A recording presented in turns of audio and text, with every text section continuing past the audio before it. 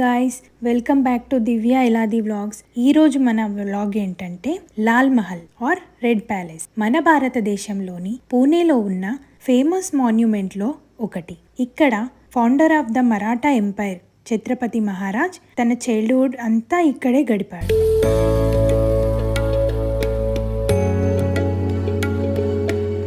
1630లో షహాజీ భోంస్లే తన భార్య జీజాబాయి మరియు కొడుకు శివాజీ కోసం లాల్ మహల్ని ఎస్టాబ్లిష్ చేశారు.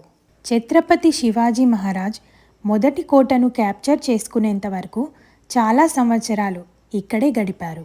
ప్రస్తుతం ఈ ప్లేస్ శనివార్ వాడ పక్కనే ఉంటుంది మరియు సిటీ సెంటర్లో ఉంటుంది.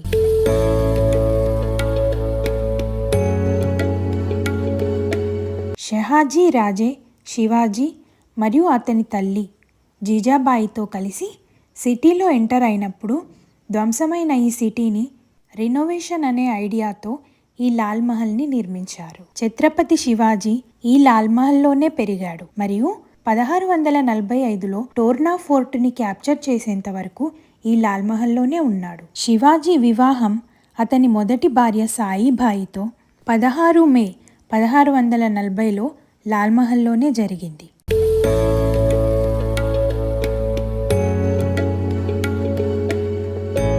ఈ లాల్ మహల్లో శివాజీ మరియు షైస్టాఖాన్ మధ్య యుద్ధం జరిగినప్పుడు శివాజీ షైస్టాఖాన్ ఫస్ట్ ఫ్లోర్ నుంచి పారిపోతుండగా అతని 4 వేళ్లను నరికివేశాడు. కొన్ని సంవత్సరాల తరువాత షైస్టాఖాన్ లాల్ మహల్ని ఆక్రమించాడు. 17వ శతాబ్దం చివర్లో లాల్ మహల్ కొంతమంది వ్యక్తులచే ధ్వంసం చేయబడింది. తరువాత నగరంపై జరిగిన దాడుల వల్ల చివరికి నేలమట్టమైంది. లాల్ మహల్ యొక్క ఖచ్చితమైన ప్లేస్ ఎక్కడుంటుందో ఎవ్వరికీ తెలీదు. అయితే ఇది శనివార్ వాడ ప్యాలెస్కి దగ్గరగా ఉంటుందని తెలిసి దీనిని రీకన్స్ట్రక్ట్ చేశారు.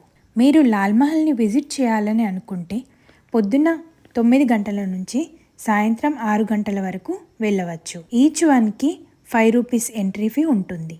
మీరు కనుక పూణే వెళ్దామని ప్లాన్ చేస్తే లాల్ మహల్ని తప్పకుండా విజిట్ చేయండి.